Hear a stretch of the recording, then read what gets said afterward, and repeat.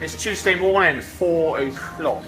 Now, I just got the first side in the parlour, well, the first two sides. So I left the gate open on the back of the car last night, so I've got two sides loaded up. So I'm up here all week. I haven't been here a lot since really September-ish. I've done Sundays in the odd few days, so I relief and whatnot. And I've been here in the mornings, walking about, make sure everything takes over alright. But now, this week, leading up to dry off, I'm here every morning just to check around the cows, make sure everything's okay. Helps him out and whatnot. So he's short down, sweeping up at the moment. So here's all the cows here. Most of these are going to get dried off, but then anything with a red tape now, we're going to carry on through. But it's going to be about 2/3 of the herd. I reckon a good 2/3 of the herd are going to calve in February. Might get one or two wrong, but I'm not too worried about that. But the main thing is 5th of February is the due date. So like I said, 27th to 28th of January, round about then, you might start getting one or two through. But usually it's quite a slow start in January, like you have like 3 and harder.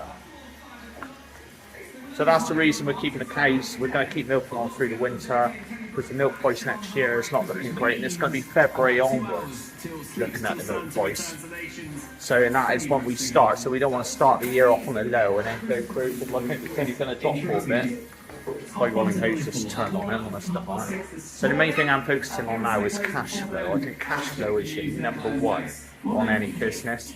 So if I focus on cash flow, I think I can't go too far wrong. Let's see. I'm at the front of the parlour at the moment. Here's the cows going out. 1 or 2 down feed barrier there. Feed barrier, selfie silage, I mean. Very dark. Might have to push the sides on. Tuesday afternoon, just finished scraping up. Here's the just sat in the yard scraper at the moment. Here's the muck ramp in the back. I can park the yard scraper back on the ramp now. It's not cold anymore. I've been parking the shed next to the cows, so he starts up well in the morning. But those days are over now, so we can leave them out in the ramp. But so cool. Looking at the weather in about a week's time, it's looking like that cold weather might come back. It's not a bad thing because when it was cold the other day, we managed to get a lot of muck out. So here's our lagoon here. As you can see, we dropped it a lot. What's great, because I always sleep there at night when we've got plenty of space in the lagoon. We dropped them on like this farm, well, all farms, all 3 farms, we've got a lot of muck out. So that gets through. Definitely on this farm, it gets through till at least middle of January, I reckon, at this rate. What I don't like is when it's torrential rain at night. When I go in the house and it's absolutely hooning it down, I know a fair bit of that water is going to go in that lagoon. It's going to be one of our biggest challenges. This is Jackie's just open up the doors and shut all the doors from her sheds for me. What I don't like, I don't like a lot of rain at night really, or when at daytime. Torrential rain to fill the lagoons up fast. What we don't want. We got enough water in the lagoon. But what's going to face us in the future, what we're still giving me a headache. Don't know what we're going to do is we've got to put a sheet over that lagoon, or we've got to put a roof over it or something. To stop the cover it over somehow. God knows what we're going to do. There's a few grants out and about available, but we're still scratching our heads on that one. And with this cut open yard here, what's a big yard? All that, see, we're going to sheet that over, going to barn that over, that's all in the pipeline, we've got planning on that. And then up in the collecting yard at the top there, we're going to barn that over, so a really big area, it's going to be a big old job. But when that's all under, really you want the whole farm all under one roof, but nothing, in the winter cows come in, they don't go outside at all.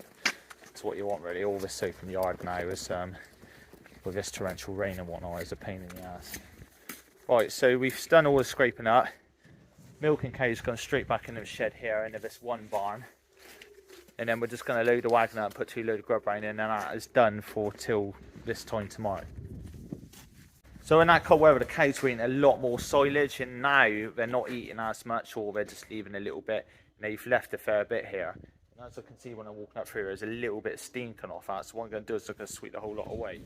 Sometimes we pick it up and we chuck it in the wagon and give it to the dry cows. But we've loaded the dry cows up for the day, so this stuff here are probably just going to sweep all the way out and start afresh. It's a fair bit. There's more here than usual actually. If there's a little tiny bit, I won't worry about sweeping away, but today we will sweep it away. Other days we'll probably scoop it away somewhere else, but then just feeling it, it is quite, yeah, that's hot, that's got to go down. it up a bit higher. Right, here I am, just scraping the silage away. It's quite easy to do because I literally just run the bucket down there. Sometimes do it yard scraper. I hope it's about tight now.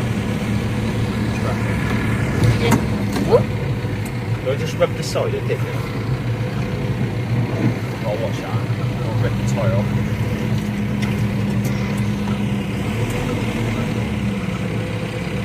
Right, we put all this here, that silage, and then when we've got a spare minute in the daytime, we'll take that on down the muck pile.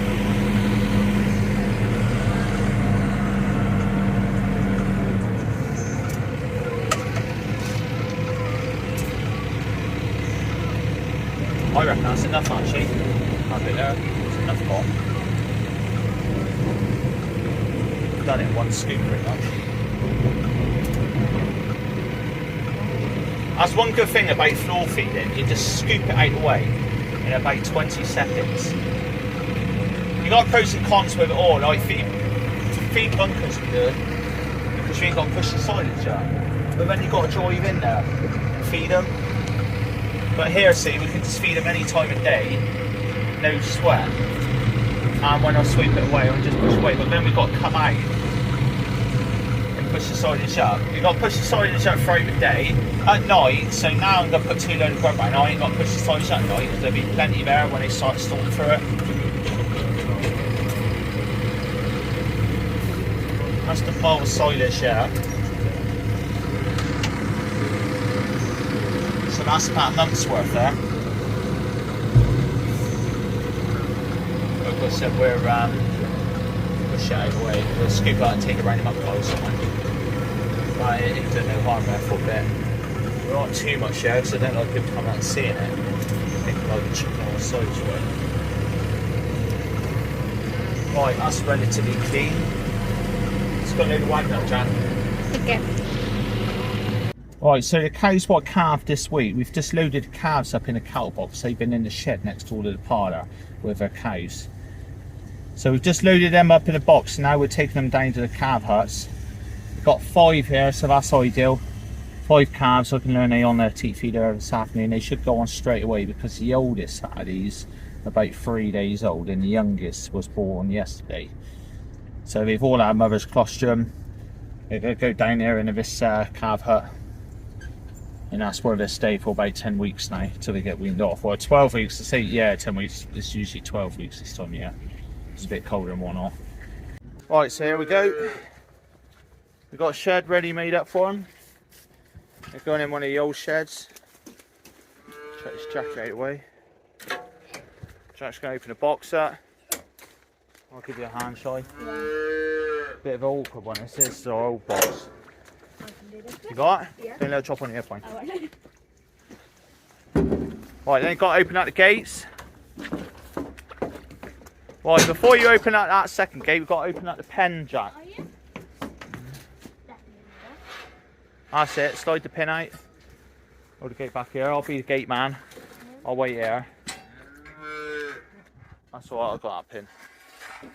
Right. They should walk on out. Oh, you have to go and drive, mate. They won't just try. They don't know what's going on, see? They only know one shed. We've got a real mixed bag here. We've got a odd Angus, we've got a crossbred thingy, we've got a few of these crossbreds coming out. And then we've got a just your standard black and white one, what we usually have. Right, it looks like that help, mate.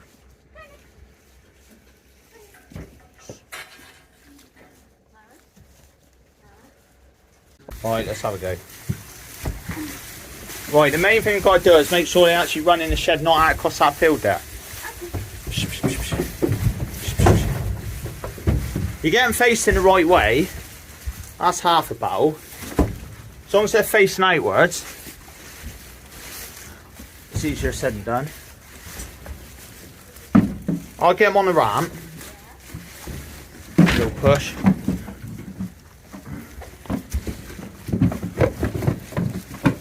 Real mixed bag there. Angus, Holstein Friesian, shows you cost something. We haven't actually got any Jersey bulls. Or Irish Frisian bulls, sorry, like.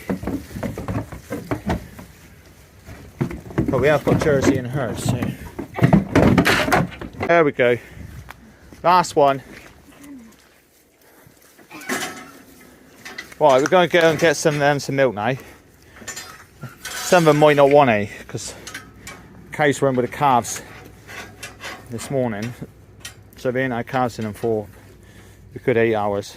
So some might not be hungry, but I think most of them are, like him, see. Looking like he wants to suck. Right. Right, end of a day job, about 5:30, 6:45 at night. We're checking the dry cows. Let's turn all the lights on. Got a cow and calf here, Jack. I think we have. Yeah, we do. A bit dark. Right, if you can see the cow's collar number, and then I'll put it on the WhatsApp group. 3065. 3065, and he's added Angus. Angus what? See if it's a bull or heifer.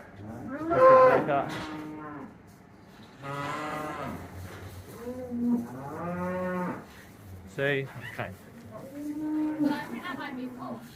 Cow's alright, so we're going to leave her there tonight. Nothing else going to calve in the shed. Oh, that's not the one. This is the one here. Oh, I 36. Oh, yeah, that is one. Sorry, John. 3065. Yeah, 3065. Right. Alright, he's alright. We'll let him lick him off. Let's leave him. Well, the cow is calved. We get the number quite easily because we ain't got no freeze brands, but we've got the cow collar number on the cow. So we look at that, and then we go on and put whoever's down there puts it on their phone on the WhatsApp group, because we've got a farm WhatsApp group, and then it's on there straight away. So then when someone else comes down, they know what cow and calf to get, because it's easy to get mixed up when we've got so many, and we could have 1 or 2 more in the night, or one adopt them.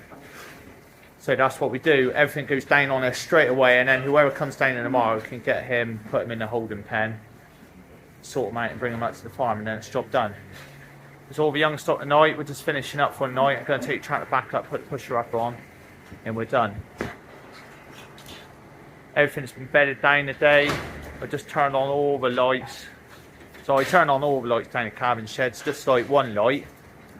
That's the young stock light. Just one light for the dry cows, just like give them a little bit of lightage, but not too much. The actual electric bill down here is pretty good, so that's why we turn the lights on. Otherwise, I just turn them all off. The milking cows, I have been turning all the lights off before I get to bed at night, and don't see the effect of it at all. Right, all done, Jack. Let's go. Get in the tractor and go.